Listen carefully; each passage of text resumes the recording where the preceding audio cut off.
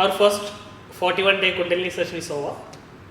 So Madan Jatan and Chechi were with me in the session, and we are going to ask their experience on that. Madata, how do you feel? It was really amazing actually. The first 1 week was little tough because there was no direction.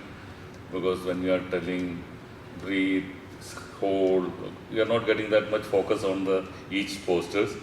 Gradually, when we completed the 21 days, then we had a feeling that we can focus on each chakras. Then it started getting into the focus. The mind is, sometimes it will go here and there, but most of the time we are able to control the mind with the chakras. Wherever even it is online, because we got enough concentration, it was really good. And the last 1 week was amazing actually. We could able to really follow the chakras, and each time when you are taking the breath, automatically our concentration going to that particular chakra. All the 7 chakras following with the 7 steps, 1, 2, 3, 4, 5, 6, 7, the breathe, it came down, breathe, exhale, time also 1, 2, 3, 4, 5, 6, 7, exactly it is coming to the chakras. It was amazing, very amazing actually. We really changed a lot in the 41 days actually. As a personally myself, I can see the difference on my professional life, because I can control my frustrations. I can control my excitement, especially the client's meeting. I am able to control my talks, and I can see what my clients are about to ask me. So at least I am getting a little bit of a feeling what they are going to ask, so I can prepare the answer before that. It was really amazing. To be honest, sir, this is something different actually, because what we people are not experiencing, because most of the people are doing the yoga in a daily practice, home, in the centers and this thing. But my advice is everybody should go this Kundalini yoga, and it will give you a lot of benefits to your professionally and personally life actually.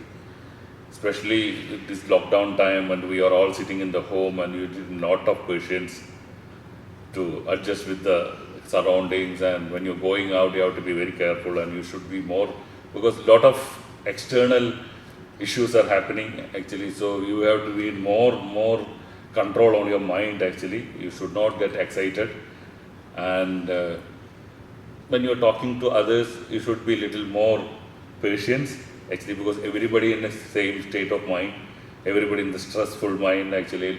People are struggling for jobs and the market conditions and economy, so everybody is in a real tense time. So if we are going into this 41 days Kundalini yoga, I'm sure people can benefit on that. It's a really miracle changes actually. Thank you. And after this Kundalini yoga, we are planning a Hatha yoga practice, traditional Hatha yoga, of course. So it will be a little bit different from our Kundalini yoga. Means the concept of Kundalini yoga and Hatha yoga is completely different. But you might notice that a lot of changes, like as Chetan told before, you can focus on each chakras more, with more attention, right? Okay. So that should be, if you are I think as a trainer, I think if you are starting with Hatha yoga at first, the focus will not be there. Okay. So beginners can't do. Beginners can do, but if you are doing after Kundalini yoga, it will be more effective. Like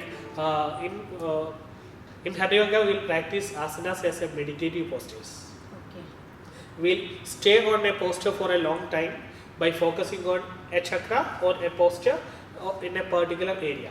Like if you are doing the Sarvangasana, the shoulder stand, we'll keep our focus on the, now we know this chakra, this is Vishuddha chakra, the throat region. Our full focus should be there. Then we will get more benefit from the asana, or the maximum benefit from the asana. So if you are doing the Hatha yoga after Kundalini yoga, it will become more effective for you. That's because we put the Kundalini Yoga first and the Hatha Yoga practice second. Even the people those not done the Kundalini Yoga also they can do the Hatha Yeah, Yoga. of course they can start practice from the Hatha Yoga itself, because we'll start from the very beginning. Okay. Actually, we are planning it as a 1 month course. Actually, almost all the Hatha Yoga courses are 1 month. Okay. In between that, we'll practice 12 basic asanas, 12 basic asanas and 2 pranayamas, Surya Namaskara, meditation and relaxation. That is the normal pattern of Hatha Yoga practice. Okay. Now, because Hatha Yoga basically it's a hard yoga, or what? How you define that actually? Yeah, actually, it is a common doubt now, because most of them is thinking that the hard practice of asana is called Hatha Yoga. Actually, it is not that. Hatha Yoga have another name. It is Shatanga Yoga. Shatanga means a yoga with 6 limbs. The 6 limbs are asana, pranayama, pratyahara, dharana, dhyana, samadhi. Asana we practice to make our body still and prepared for meditation and completely healthy. And healthy body only can stay still. Or asana defined as Thiram Sukham Asana. That means a posture you can continue for a long time without any issue for the body or mind. That means in that posture the body should be 100% comfortable. Otherwise, you'll start to move. So if your body have some kind of issues, like if you have back pain, you cannot sit for a long in the straight position. So for making our body completely healthy, the asanas will help for that. And the pranayama, actually the word itself, prana means energy, yama means intake. So it is intake of energy. So through pranayama, basically we are learning to intake the energy, but at the same time, the pranayama will help to control our mind. You may notice that whenever our emotion change, the breath will change. If you are happy, you'll breathe in a different way. If you are in a sorrow, or if you are crying, the breath will be completely different. If you are angry, it will be different. So whatever emotion comes, the breath will change first. So if the breath is stable, your mind will become stable. There is a saying in Bhagavad Gita. The Bhagavad Gita says that if someone could control their breath, that person can win their mind. If someone could win their mind, they can win the world. Because that much, if you learn to control our mind, that means you can control anything. Because you will understand what even others thinking and what is going to happen. That much complicated it's also. Means you have to understand the mind first to control it. So that portion we can start from the pranayama practice. And pratyahara, verbally it is a practice of detachment.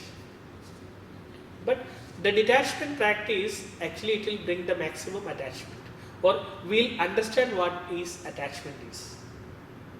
Otherwise we cannot become detached from that. It is like, one of the practice for the pratyahara is upavasa, the fasting. So whenever you fast, it should you should not run away from the food. If you feel hunger, if you feel to eat something, the body will prepare to digest also. So all the changes will happen here. Then if you are trying to take upavasam, that's a wrong thing, because you are putting your body in a suffering. The actual upavasam is, you should sit in front of the food and there must be no feeling to intake. So that is the real practice of pratyahara, or that is the real practice of upavasam. We'll take this upavasam with the voice also, that we call the Maunavratam. That should also, we used to see that people still run somewhere else and they'll get isolated and they'll take the Maunavratam. There is no use in that, because there you don't need to talk anything. You have a temptation to reply others, means when someone talking to you, there is a temptation to talk. You have to overcome that temptation. Then only the Maunavratam will happen. Oh. Otherwise, it's also like a suffering, or it's like a waste of energy. Means you are sitting somewhere. So in the mind also will be talking. Yeah, because it will automatically happen. If I ask a question to you, suddenly even without your knowledge, you will start to reply. Yeah. Right? There is no need of a preparation or something. But for stopping that action, you need a lot of control over your mind. That will get while you are practicing the. So basically, you have to, for a second, you have to think before you talk. Yeah, it is not the thinking actually. The thought process will not start without your knowledge. Okay. You'll have that much control over your thought if you practice the pratyahara properly. That is the pratyahara practice. And dharana, the next part of the practice, is focusing your mind in a particular thing. It might feel a little bit easy, but as we know, it is not that much easy too. Once there is a story of Arjuna. You might hear that. Drona took all his students and asked to shoot an arrow on the bird's eye. Yes. Whenever a person come to shoot, he asks what you see. Then everybody used to tell that, yeah, I saw the bird, and I saw the people, I saw everything they used to show. When Arjuna comes, when he asked what you see, then Arjuna told that I can see only the eye of the bird. Then Acharya asked, can't you see me or something others, and can't you see even the bird? Arjuna said no. That much focus you need to get into your mind, to the upper state of yoga practice. That you can achieve through the dharana practice. That is the practice of dharana. And dhyana, as we all know, through yoga what we are trying to do is understanding ourselves, and understanding what we are. If we understand it, we can design ourselves the way we want to be.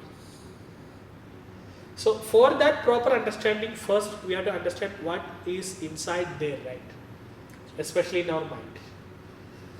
If we consider the mind as a pond, and you might see the pond with a lot of dust and all, usually we cannot see the base of the pond, right? Because of all this dust and other mud and all other things. Our thoughts are like this. It is like a normal pond, and whenever we want to see what is in the base, we should wait till all this waste get down into the bottom. So basically, it's a long process. Yeah, it's a long process, but we have some techniques for that. So all these practices lead to understand ourselves very well and redesign ourselves. In between this journey itself, we will get a completely healthy body and a healthy mind, because all the steps are leading to that only. That is the primary benefit we are going to get from that. This is where we are going to start the Hatha Yoga practice.